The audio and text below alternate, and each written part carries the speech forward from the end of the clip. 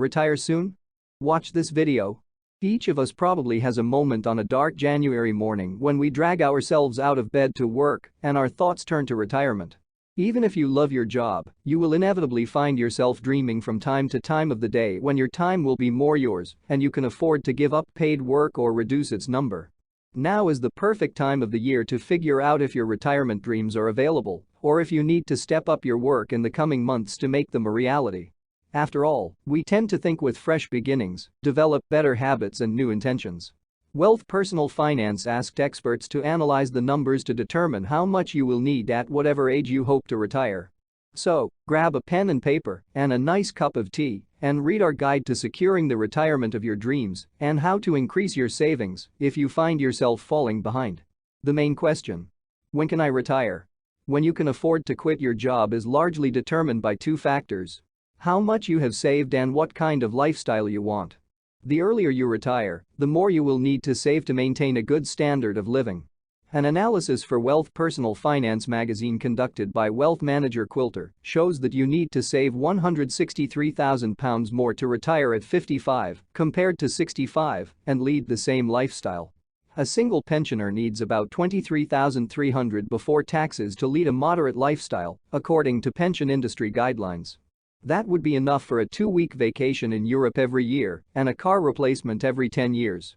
Data from the Association of Pensioners and Lifelong Savings on the standard of living of pensioners is widely used by the pension industry as an indicator of how much money people need in retirement to maintain their spending habits.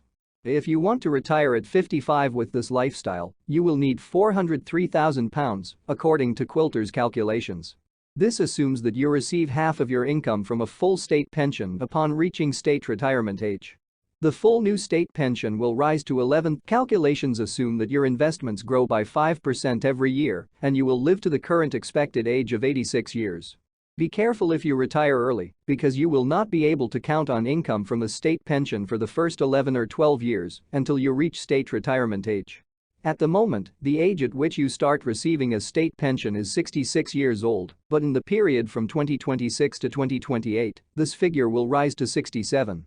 This means that during this time you will need to withdraw $23,000 in full from your own savings and retirement accounts.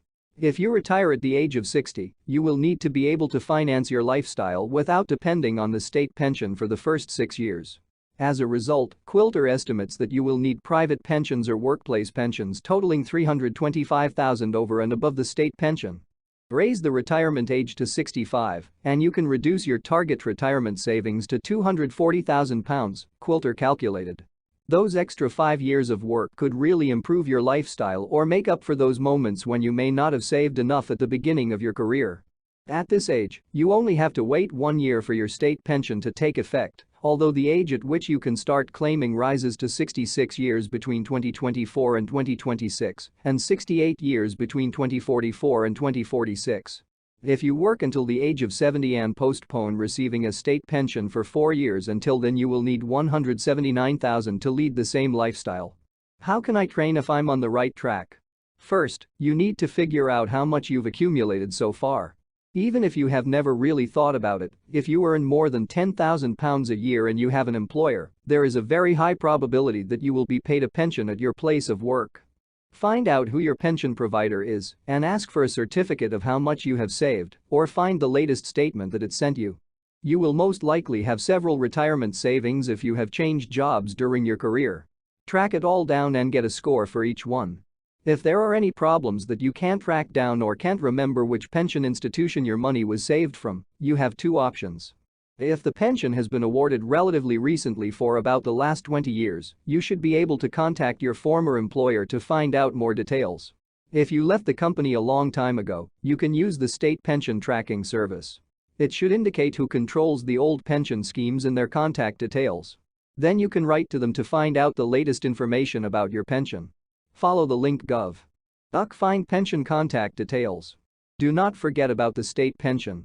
If you have worked most of the years after graduation, it is more than likely that you will be eligible for a full state pension, but it is important to make sure that you have enough years of national insurance contributions to meet the requirements. You must pay NI for at least 35 years to receive a full pension under the new state law. You can get a forecast of a pension under state law on gov.uk. Check state pension. Once you know how much you have, you can use the online retirement calculator to find out how much it will cost by the time you reach the target retirement age. For example, the government's Money Assistance Service has a calculator at moneyhelper.org.uk. Pensions and Retirement Pensions Basics Pension Calculator.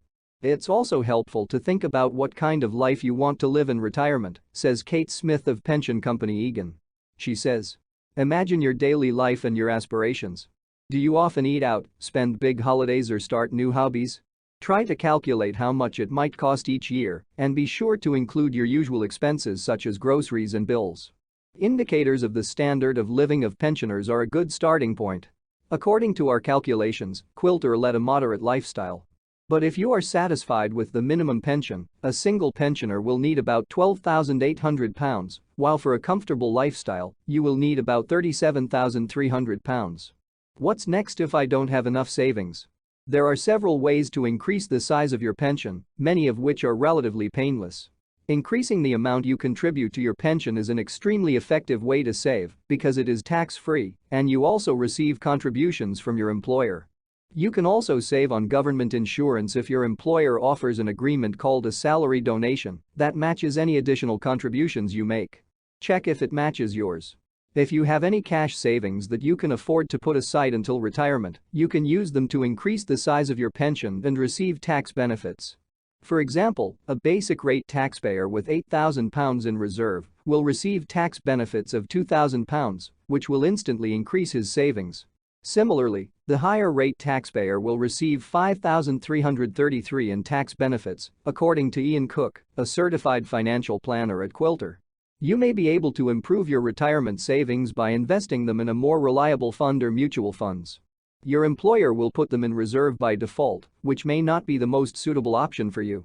For example, many employers will invest your funds in low-risk funds as you approach retirement age, a great way to avoid volatility, but less likely to bring high returns. Cook says, one of the most important things to do if you haven't saved enough in your bank is to check your current risk level, as many employment schemes use low-risk strategies by default later in life. He adds that if you don't plan to withdraw your retirement savings in the near future, you can afford to take more risks in the hope of higher returns. You can ask your employer, program trustees, or service provider for information about where you are investing and what other options you have. This information should also be available in your online retirement account. Keep an eye on the fees charged by other funds and make sure you don't overpay. Standard funds cannot charge more than 0.75%, but others can charge more. You could also consider postponing the start date of receiving a state pension in order to receive more when you do claim it.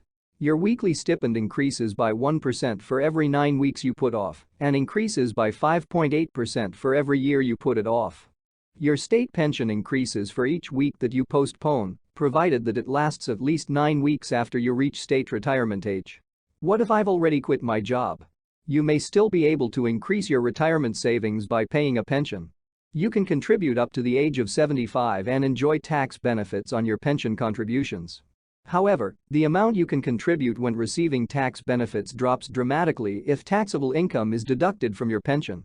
The tax rule, called the annual money purchase allowance, reduces the amount a depositor can contribute and receive tax benefits from $60,000 to $10,000 per year